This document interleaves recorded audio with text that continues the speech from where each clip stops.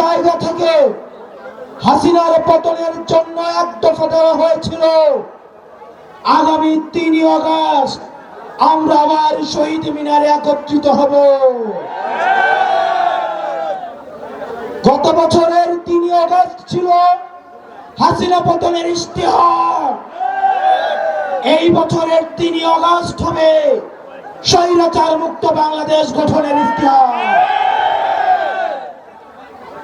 প্রিয় তরুণ প্রজন্ম, স্কুল কলেজের ড্রেস পরা আমার শিক্ষার্থীরা, পরবর্তী বাংলাদেশে আমাদের অনেক দায়িত্ব রয়েছে।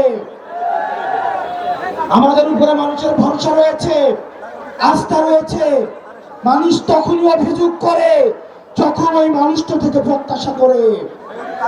মানুষ আমাদেরকে নিয়ে অভিযোগ করে কারণ মানুষ আমাদের কাছ থেকে প্রত্যাশা করে।